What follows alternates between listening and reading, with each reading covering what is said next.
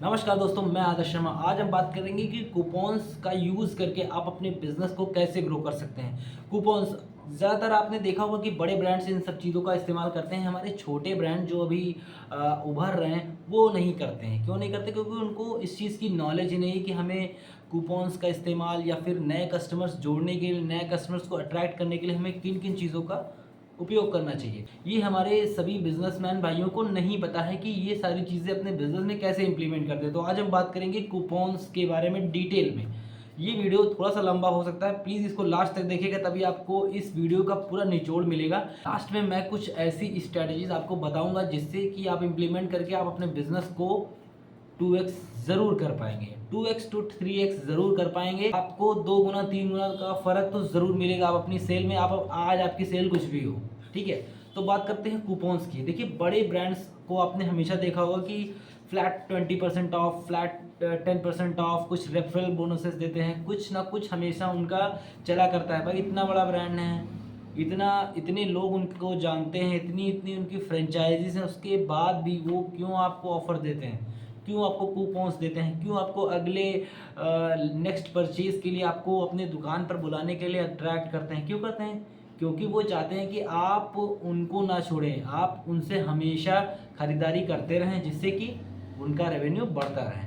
ये सभी प्लानिंग जो है वो कोई ऐसे नहीं करते, एक डिसीजन एक एक दिन में कोई डिसीजन नहीं लेता। उनकी पूरी पूरी फाइनेंशियल प्लानिंग होती है इस चीज़ के लिए कि हमें कूपन को कैसे इंटीग्रेट करना है अपने बिजनेस में। तो बेसिकली कूपन होता वो है जो आप स्ट्रैटेजिकली इस्तेमाल करते हैं अपने बिजनेस में, अपने कस्टमर्स को अट्रैक्ट करने के लिए। 10%, 20%, या फिर आप बार्टर करते हैं एक दूसरे से। मैं इतना कंटेंट इस वीडियो में देना चाहता हूँ कि क्या पता वो अलग एक सेगमेंट हो जाएगा, नहीं तो उस चीज़ को भी मैं इसमें इम्प्लीमेंट कर देता। मार्केटिंग के लिए एक दूसरे को खर्चा करने की कोई ज़रूरत नहीं। आप भले ही छोटे दुकानदार हों, कोई ज़रूरत नहीं है। आप एक ब्यूटी पार्लर की अगर शॉप में मैं बैठा हूँ, हमारे वाइफ का ये पार्लर है। हमने कल ही अभी एक अपने मार्केट में एक लोगों से कॉस्मेटिक की दुकान से एक टाई अप किया है, जहाँ की आप भाई एक दूसरे को नॉन कम्पीटिंग ब्रांड हो। हम और हमारा जो कॉस्मेटिक से हमने टाई अप किया हुआ है वो हम नॉन कम्पीटिंग ब्रांड है, क्योंकि भाई हमारे वाइफ का काम है पार्लर का, उनका काम है, उनके पास प्रोडक्ट्स हैं, तो हमारे पास जो स्टूडेंट्स आते हैं हम उनको वहाँ पर भेज सकते हैं। क्यों भेज सकते हैं? क्योंकि हमारे पास प्रोडक्ट्स नहीं, हमारे पास ओनली सर्विस है, ठीक है। तो हम उनके यहाँ पर भेज देते हैं। कोई भी कस्टमर कुछ भी डिमांड करता है कि मुझे ये प्रोडक्ट चाहिए, मुझे स्किन केयर की चाहिए, मुझे हेयर केयर का चाहिए, कुछ भी। ये मैं अपने खुद के उदाहरण में आपको बता रहा हूँ जो मैंने भी जल्दी ही इम्प्लीमेंट किया है, ठीक है। तो अपने एक्सपीरियंस के साथ मैं ये चीज़ बहुत ही दावे के साथ मैं आपको बोल सकता हूँ, ठीक। तो जब हमने ये चीज़ इम्प्लीमेंट की अपने बिज़नेस में, तो हमें भी पता चला कि हाँ, ये चीज़ की जा सकती है। बहुत ज़्यादा बेनिफिशियल होता है दोनों के लिए।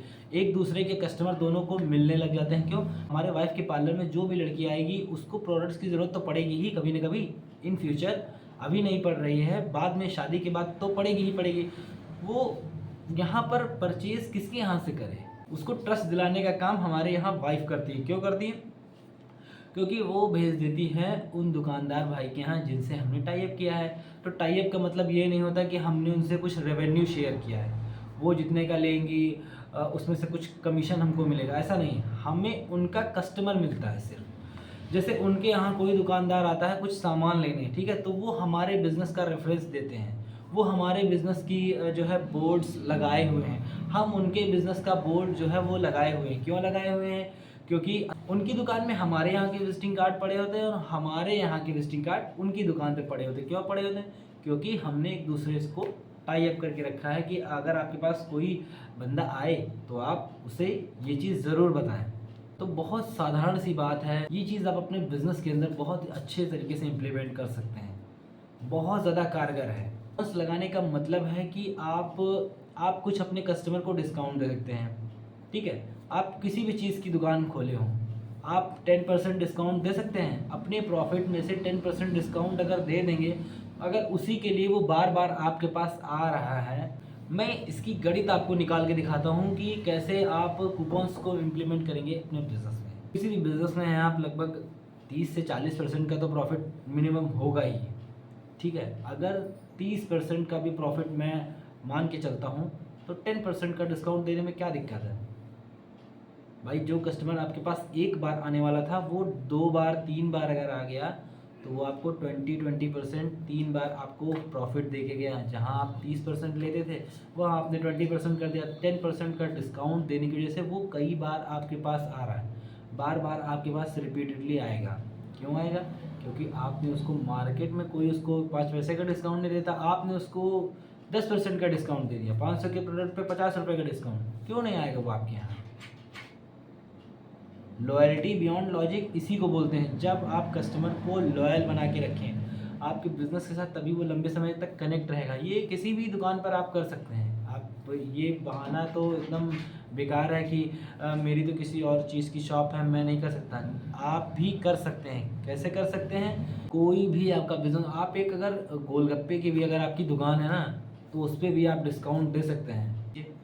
कुछ एक्स्ट्रा कर दीजिए, एक पापड़ी एक्स्ट्रा देने से लोग आपके पास रिटेन हो जाएंगे। ये बात मैं दावे के साथ कह सकता हूँ। करके देखिए आप लोग ये चीज़, कितना भी छोटा बिजनेस हो आप एक बार इस चीज़ को करके देखिए।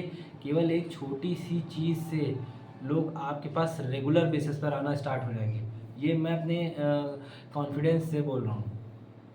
ये चीज़ आप इम्प्लीमेंट करके देखिएगा। कूपन की जो स्ट्रैटेजी वो इतनी पावरफुल है कि जो हमारी इंडियन मार्केट है ये कूपन को से ज़्यादा अट्रैक्ट होती है। हमने कहीं पर देखा 10%, 20%, 30%, तो हमारी आंखें एक सब बड़ी हो जाती हैं। क्यों बड़ी हो जाती है?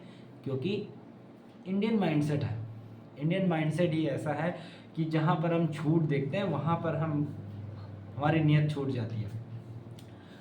आपने भी ये चीज़ ऑब्ज़र्व की होगी, तभी आप यहाँ तक इस वीडियो में बने हैं। तो इस जो भी स्ट्रेटजीज़ ये मैंने आपको बताई है कि कूपन्स दे के आप अपने बिज़नेस में कैसे आप एक नया कस्टमर जोड़ते हैं और पुराने कस्टमर्स को रिटेन करते हैं, तभी आपका रेवेन्यू बढ़ेगा ना, तभी आपका प्रॉफिट डेली टू डेली बढ़ेगा। तो उम्मीद करते हैं कि आपको इस वीडियो में बताया गया जो भी मैंने बताया वो अच्छे से समझ में आया। वो नहीं समझ में आया तो नीचे कमेंट बॉक्स में मुझे ज़रूर कमेंट करिए।